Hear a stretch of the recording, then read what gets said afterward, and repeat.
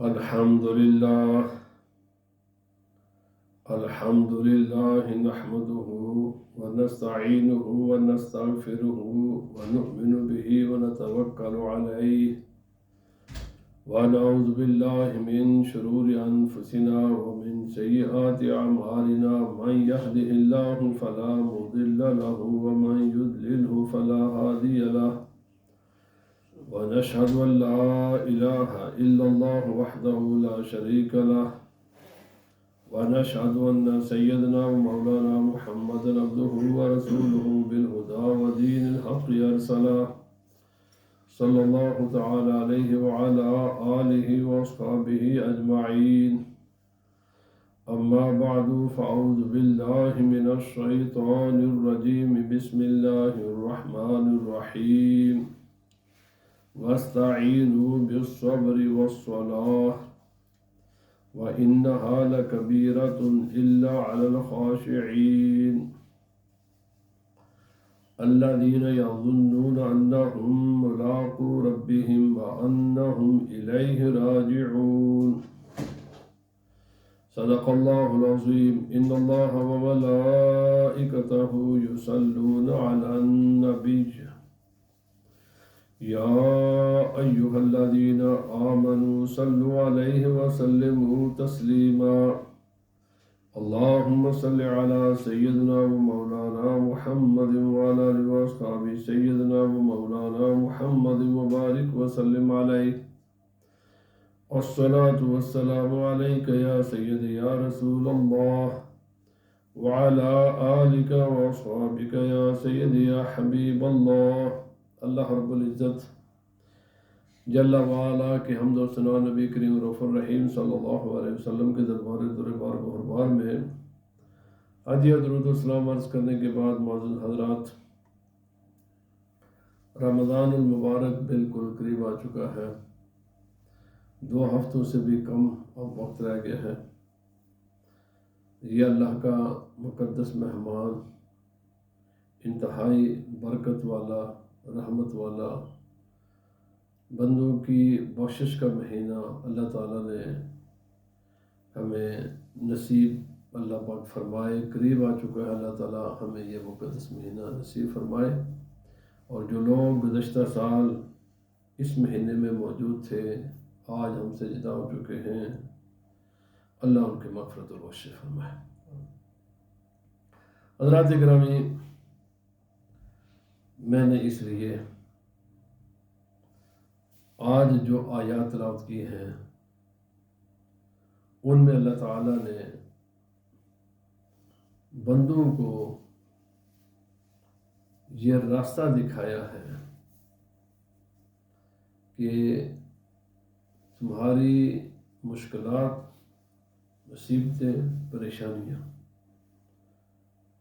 رسول اللہ صلی اللہ علیہ وسلم نے فرمایا کوئی بھی بندے کو ایسی بات نہیں ہے، کوئی ایسی بات نہیں ہے، ایون اگر کانٹا بھی انسان میں چبھتا ہے نا، کوئی بھی تکلیف آتی ہے نا، یہ تمام تکلیفیں کسی نہ کسی گناہ کا نتیجہ ہوتی ہیں۔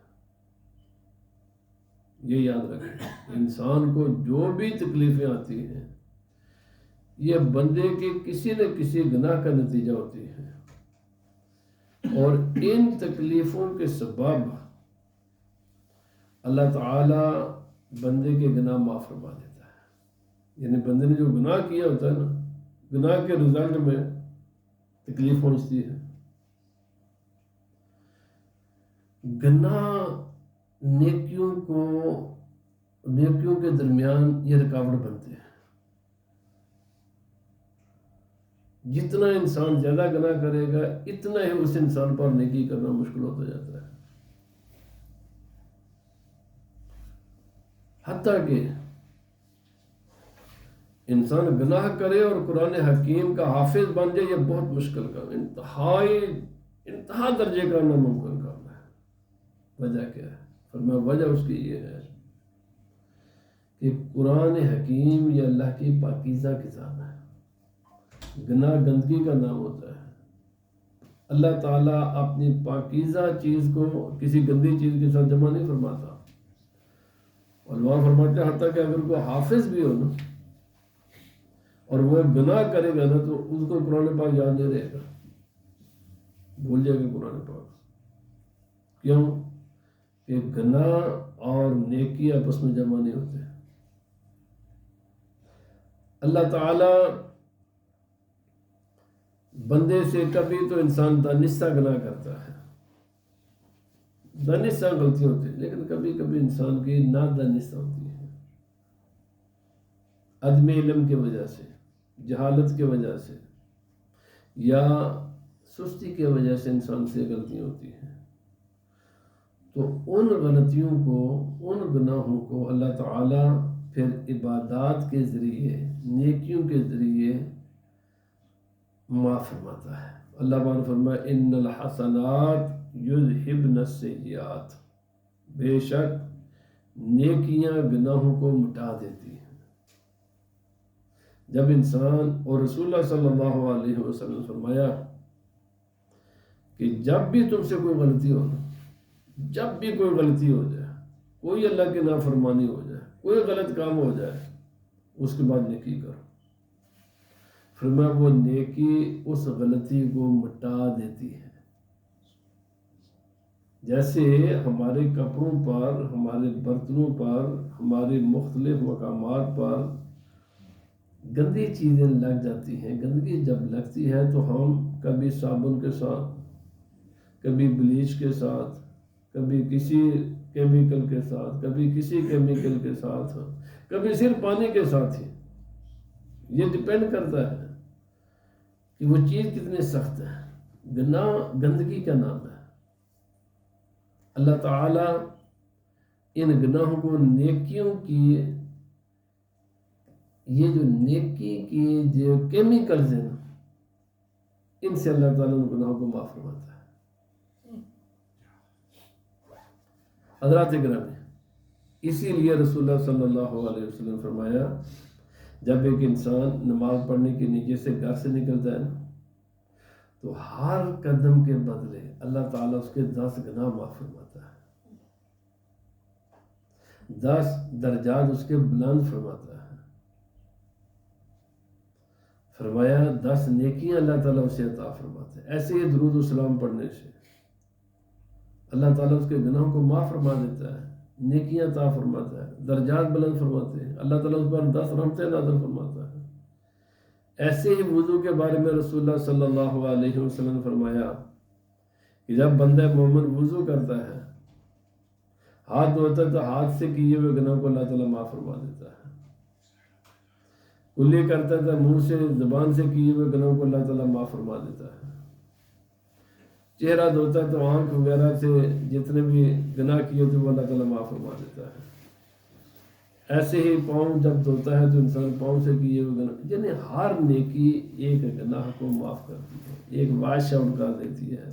یعنی گناہوں کی گندگی کو صاف کرنے کے لیے یہ خدا نے کیمیکلز بنائے ہیں بندوں کو جو عطا فرمائے ہیں. اور پھر بعض ایسے گندگی ہوتی ہے کہ اس کو نہ پانی صاف کرتا ہے اور اس کو اچھا خاصا، یعنی کوئی بڑا مضبوط کیمیکل ڈالیں، جیسے یہ انجن آئل کہیں لگ جائے نا تو پانی وغیرہ یہ صاف نہیں ہوتا. گریس کسی جگہ پر لاگ دینا، وہ کیمیکل سے، وہ پانی سے جناب صاف نہیں ہوتا. اس کے تو اچھا خاصا کوئی بلیچ وغیرہ کوئی چیز استعمال کرنی پڑتی ہے تب جا کر وہ صاف ہوتی ہے. تو اسی طرح اللہ تعالیٰ نے بعض گناہ ہیں جو ہمارے علم کے بغیر ہی وہ معاف فرما دیتا ہے. ہمیں پتہ بھی نہیں ہوتا کہ ہم نے وہ گناہ کیا بھی ہے یا نہیں کیا. ادھر گناہ ہوا، ادھر نماز پڑھی تو نماز سے گناہ معاف ہو گیا، وضو کیے تو وضو سے گناہ معاف ہو گیا، گھر سے چلے تو چلنے سے گناہ معاف ہو گیا، نیکی کا ارادہ کیا تو ارادہ کرنے سے گناہ معاف ہو گیا. لیکن بعض وہ گناہ ہوتے ہیں کہ جو اللہ تعالیٰ اس کے لیے ذرا ہیوی کیمیکل چاہیے، ان کے لیے پھر وہ اللہ تعالیٰ نے روزہ رکھا ہے. روزہ ہیوی ہے، تھوڑا سا مشکل کام ہے. نماز تھوڑا سا ہیوی مشکل کام ہے. اللہ رب العزت نے فرمایا اتامرون الناس بالبر وتنسون انفسکم وانتم تتلون الکتاب افلا تعقلون، تم لوگوں کو تو نیکی کا حکم دیتے ہو اور اپنے آپ کو بھولے ہوئے ہو۔ یہ بھی ایک گناہ کی قسم ہے کہ انسان دوسروں کے تو عیب تلاش کرے، دوسروں کو تو کہے کہ یہ اچھے کام کیوں نہیں کرتا، اور وہی کام خود کر رہا ہوتا ہے۔ یہ جو کام اس کی نظر میں دوسروں کے لیے عیب ہوتے ہیں وہی کام خود انسان کر رہا ہوتا ہے۔ اسی طرح کے بے شمار چیزیں ہیں۔ اللہ پاک نے فرمایا سوچتے نہیں ہو، غور و فکر نہیں کرتے، عقل نہیں ہے، سمجھتے نہیں ہو۔ جو چیز دوسروں کے لیے عیب ہے وہ ظاہر بات وہ تمہارے لیے بھی عیب ہے۔ جو چیز دوسروں کے لیے گناہ ہے وہ تمہارے لیے بھی گناہ ہے۔ دوسروں کو منع کرنے سے پہلے خود رکو۔ اللہ پاک نے فرمایا لما تقولون ما لا تفعلون کبر مقتا عند اللہ ان تقولوا ما لا تفعلون، وہ بات کیوں دوسروں کو کہتے ہو جو خود نہیں کرتے۔ اور یہ اللہ کے نزدیک بڑا گناہ ہے کہ لوگوں کو کہنے سے پہلے خود انسان عمل نہ کرے۔ عمل کا تعلق، نیکی کا تعلق اپنے گھر سے شروع ہوتا ہے، اپنے ذات سے شروع ہوتا ہے۔ انسان خود پہلے نیکی کا نمونہ بنے، جب بن جائے تو پھر دوسروں کو بھی دعوت دے۔ بہرحال اب یہ جو نیکی کے جتنے کام ہیں یا باقی زندگی کے معاملات ہیں تمام، میں نے ابھی عرض کی، یہ شروع میں عرض کر دیا کہ جتنے بھی انسان پر مصیبتیں آتی ہیں، ما اصاب من مصیبات، اللہ پاک نے فرمایا جو بھی تم پر مصیبت آتی ہے نا، یہ تمہارے اپنے کمائی ارننگ، تمہارے اپنے کسی نہ کسی بد عملی کا نتیجہ ہوتی ہے۔ انسان کوئی برا کام کرتا ہے جس کے نتیجے میں یہ ساری چیزیں انسان پر آتی ہیں، اور ان کے ذریعے اللہ تعالیٰ بندوں کے گناہوں کو معاف فرماتا ہے۔ بیماریوں کے ذریعے، تکلیفوں کے ذریعے، نقصانات کے ذریعے، پھر بندے کو اللہ حکم دیتا ہے صبر کا، صبر کرے کہ تمہیں تجھے اجر عطا فرماؤں گا۔ رسول اللہ صلی اللہ علیہ وسلم نے فرمایا کسی کا بیٹا یا بیٹی بچپن میں فوت ہو جائے، اب اس کے پاس دو راستے ہیں۔ ایک ہے واویلا، چیخ و پکار، بین نوحہ، ماتم، سینہ کو بھی کپڑے پھاڑنا۔ ایک راستہ ہے صبر کا، رونا یہ رحمت ہے، آنکھ سے آنکھوں بہانا یہ رحمت ہے، یہ جائز ہے۔ یاد رکھیں کبھی بھی کسی انسان کے گھر میں اگر مصیبت آ جائے تو روتا ہے تو رونے سے منع نہیں کیا جائے گا، بلکہ یہ رحمت ہے، یہ باعث ثواب ہے۔ بین کرنے سے منع کیا جاتا ہے، اللہ کا شکوہ کرنے سے منع کیا جاتا ہے، چیخنے چلانے سے منع کیا گیا ہے، اور کپڑے پھاڑنے سے، ٹکرے مارنے سے، سینہ کو بھی کرنے سے، چہرے کو پر جناب مارنے، ہاتھ مارنے، اسی طرح کے کام کرنے سے منع کیا کہ انسان اپنے جذبات پر کنٹرول نہ رکھ سکے، یہ منع ہے۔ رسول اللہ صلی اللہ علیہ وسلم نے فرمایا کہ جب کسی انسان کا کوئی عزیز فوت ہو جاتا ہے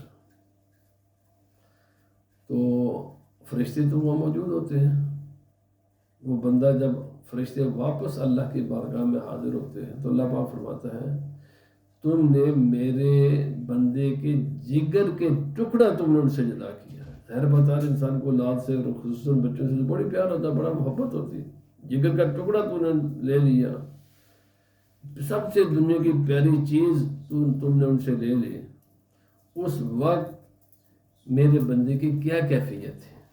اچھا، سب سے پہلے بات تو یہ ہے کہ خدا کو نہیں پتہ بندے کی کیا کیفیت ہے، اللہ تو سب کچھ جانتا ہے، لیکن اللہ تعالیٰ فرشتوں سے پوچھتا ہے کہ کیا اس کی کیفیت ہے۔ فرمایا جب فرشتہ کہتا ہے نا کہ اللہ پاک وہ تیرے فیصلے پر راضی تھا، انا للہ و انا الیہ راجعون، اس نے پڑھا راضی رہا، یا اللہ پاک تو نے مجھے عطا کیا، تو نے ہی لے لیا، دینے والا بھی تو ہی ہے، لینے والا بھی تو ہی ہے، جو میرے حق میں تیرا فیصلہ، میں تیرے فیصلے پر راضی ہوں۔ تو اللہ تعالیٰ فرماتا ہے اچھا میرے بندے نے صبر سے کام لیا، فرمایا جاؤ جنت میں اس کے لیے ایک بہت عالی شان محل بناؤ اور اس کا نام رکھو بیت الحمد، کیونکہ اس نے میری حمد کی ہے اس مشکل وقت میں بھی، صبر سے کام لیا ہے، میرے فیصلے پر وہ راضی رہا، بیت الحمد اس کا گھر کا نام رکھو۔ بس جیسے ہی آدمی ہمارے پاس آئے گا تو ہم اس کو یہ محل عطا کریں گے اس کے بدلے میں۔ مقصد یہ ہے کہ جتنی بڑی مصیبت انسان پر ہوتی ہے اتنا ہی بڑا اللہ تعالیٰ اجر عطا فرماتا ہے۔ اللہ پاک نے فرمایا وَاسْتَعِینُوا بِالصَّبْرِ وَالصَّلَاةِ، یہ سارے کام خود عمل کرنا اور نیکی کرنا، تمام قسم کی نیکیاں، تمام قسم کی نیکیاں، یہ صبر آزما کام ہے، اٹس ناٹ ایزی تھنگ۔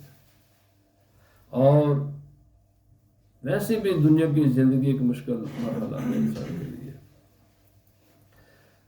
ان تمام مراحل میں اللہ تعالیٰ نے بندوں کو حکم دیا ہے، چاہے نیکی کرنے کا معاملہ ہو یا تمہیں یہ دنیا کی لذتیں، دنیا کی زیب و زینت، دنیا کی آسائشیں تمہیں اپنی طرف کھینچیں،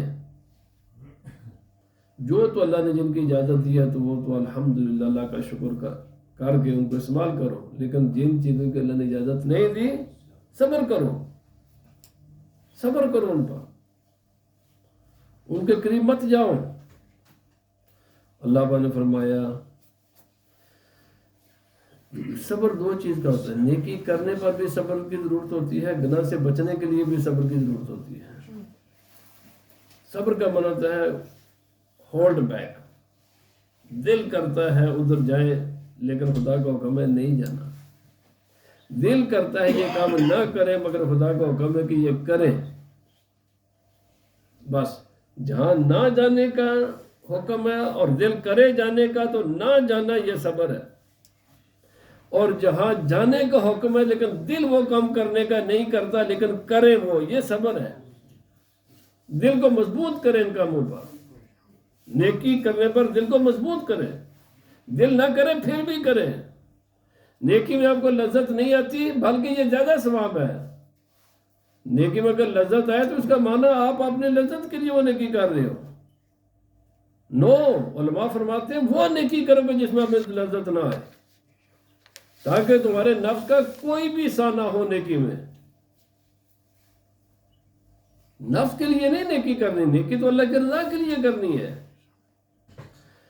فرمایا استعینوا بالصبر والصلاۃ، صبر سے مدد طلب کرو، نماز سے مدد طلب کرو۔ جب تم صبر سے کام لوگے، نماز سے کام لوگے، تمہارے لیے دنیا کی زندگی آسان ہو جائے گی، گناہوں سے بچنا آسان ہو جائے گا، نیکی کرنا آسان ہو جائے گا۔ اور یہ کوئی اتنا بڑا فلسفے کی بات نہیں ہے، یاد رکھیں یہ کوئی ایسی بات نہیں ہے کہ آپ کہیں جی یہ کیا بات ہے کہ دنیا کی تمام مشکلوں کا حل صبر میں اور نماز میں ہے۔ میرے بھائی اگر آپ غور و فکر کریں گے تو آپ کو تمام معاملات میں یہ نظر آئے گا کہ جیسا کہ میں نے ابھی عرض کیا، جتنے بھی غلط کام ہیں نا ان کا کوئی نہ کوئی نقصان اس دنیا میں بھی ہوتا ہے اور قیامت کے دن بھی ہوگا۔ ہر گناہ کا نقصان، کوئی ایسا گناہ نہیں ہے، کوئی ایسا کام نہیں ہے کہ جس سے شریعت نے ہمیں منع کیا ہے اور اس کا نقصان نہ ہوتا ہو۔ تو بھائی اسے رکو، تمہیں اس دنیا میں بھی نفع ہوگا اور قیامت کے روز بھی نفع ہوگا۔ نفع دائمی ہے، لمبی مدت کے لیے ہے، ان لمیٹڈ ہے، اور جو لذتیں ہیں یہ انتہائی لمیٹڈ ہوتی ہیں۔ بالکل لمیٹڈ ہوتی ہے.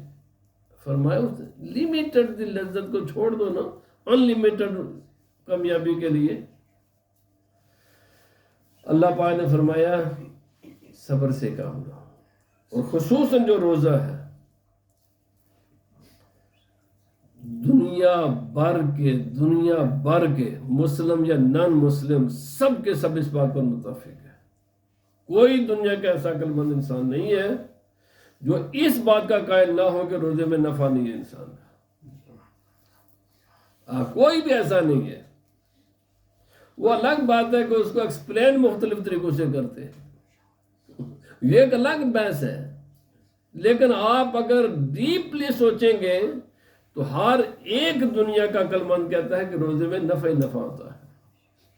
اور یہ چیز ہم ہر سال رمضان المبارک میں جب روزہ رکھتے ہیں تو خود ہمارے اندر میں جو تبدیلیاں آتی ہیں جسمانی طور پر، صحت کے معاملات میں اور ذہنی طور پر، اس کو ہم فیل بھی کر سکتے ہیں. روزہ صرف نفع ہے، نفع ہی نفع ہے. اس میں فائدہ ہی فائدہ ہے، دنیا کا بھی فائدہ، آخرت کا بھی فائدہ. یاد رکھیں روزے میں کوئی نقصان نہیں ہے. جس کو نقصان کا چانس موجود ہے نا اللہ تعالیٰ نے اس کو روزہ نہ رکھنے کی اجازت بھی دی ہوئی ہے. جدھر ہے نا کوئی چانس یا اس کو کوئی نقصان ہو جائے گا تو اللہ نے فرمایا تو روزہ نہ رکھ. اور جس کو نقصان کا کوئی اندیشہ نہیں ہے نا اللہ تعالیٰ نے اس کو روزے کا حکم دیا ہوا کہ راکھ، اس میں تیرا نفع ہے. دنیا فرق یہ ہے اگر تو نیت ہوئی اللہ کی رضا تو دنیا کا بھی نفع اور آخرت کا بھی نفع. اللہ کی رضا کے علاوہ کوئی نیت ہوئی دنیا میں تو نفع پھر بھی ہو جائے گا لیکن آخرت میں نفع نہیں ملے گا، کیونکہ آخرت کے تمام منافع، آخرت کے سارے بینیفٹ صرف ایک بات پر منحصر ہیں کہ انسان جو بھی عمل کرے وہ اللہ کی رضا کے لیے کرے، مقصود اللہ کی رضا ہو. اور نماز کے ساتھ کوئی دنیا کا ایسا انسان نہیں ہے جو اس بات سے انکار کر سکے کہ نماز میں انسان کا دنیاوی نفع نہیں ہے اور نماز میں انسان کا اخروی نفع نہیں ہے. یاد رکھیں نماز کا اگر آپ ڈیپلی سوچیں گے تو آپ کو اس میں صرف نفع ہی نفع نظر آئے گا. کوئی آپ نے دنیا میں ایسا انسان دیکھا ہے جو دانت صاف کرے، بڑی پابندی کے ساتھ دانت صاف کرے اور اس کو کوئی جناب دانتوں کی پرابلم ہو جائے تو ظاہر بات ہے ہم پہلے وضو کریں گے دانت صاف کریں گے نہیں. کوئی دنیا میں انسان دیکھا کہ جو اپنے استنجا کرے اور اس کو وہاں کی کوئی بیماری لگ جائے. کوئی انسان ہے جو موومنٹ کرے اور اس کے مسل وغیرہ جوڑ چھوڑ یہ ٹھیک نہ ہو جائے. کوئی دنیا کے انسان ہے جو موومنٹ کرے اور اس کی جناب طبیعت بحال نہ ہو، ٹھیک نہ ہو. کوئی ایسا انسان ہے جو دوسرے انسانوں کے ساتھ 5 مرتبہ روزانہ ملے اور اس کے جو ذہن ہے ادھر ادھر ہو کر وہ بالکل سیٹ نہ ہو جائے. کوئی ایسا انسان ہے کہ جس کو یہ بھی پتا ہو کہ جناب میں نے اللہ کی بارگاہ میں اپنے خالق مالک کا فرض پورا کر دیا اور اس کو اطمینان نہ ہو. الحمدللہ نماز میں جسمانی فائدے بھی ہیں، روحانی فائدے بھی ہیں، ذہنی فائدے بھی ہیں، اخلاقی فائدے بھی ہیں، سوشل فائدے بھی ہیں، معاشی فائدے بھی ہیں. کبھی نہیں ایسا ہو سکتا جو انسان 5 مرتبہ مسجد میں آئے، نمازیں پڑھے اور پھر وہ کوئی غیر اخلاقی حرکت کرے. اس کو پتا ہو یار میں نے تو 50 آدمی سے ملنا اگر یہ غلط کام کیا تو مجھے کہ اوے یہ کام کیوں کیا، وہ تو کبھی بھی غلط کام نہیں کرے گا، کبھی بھی وہ بد اخلاق نہیں ہوگا. اگر کبھی ہو بھی گیا تو فوراً معذرت کر لے گا کیونکہ اس کو پتا یار میں نے تو لوگوں کے ساتھ 5 مرتبہ مکس ہونا، مجھے کیا کہیں گے لوگ. ادھر بیٹھے حضرات. اس لیے اللہ رب العزت نے فرمایا والصلاۃ، نماز کے ساتھ سب مدد کرو. Someone said park their car outside. یار ہو گیا نا میں تقریر کر رہا ہوں آپ اس کسی پرلی مسجد میں جائیں کیا پابندی اسی مسجد میں ہے One uncle, someone's black you in. آپ بلیک ادھر میں تقریر ریکارڈ کر رہا ہوں آپ نے سارا پروگرام میں خراب کر دیا بھائی جاؤ جس کی کار ہے اس کو کہو نا جی اور یاد دینا کہ یہ نالے پہلے نہیں دس سکتے ضروری ہے اسے مسجد کوئی ہوئے گا میں ریکارڈ کر رہے ہیں تقریر این وقت آ جاندے نے دسن واسطے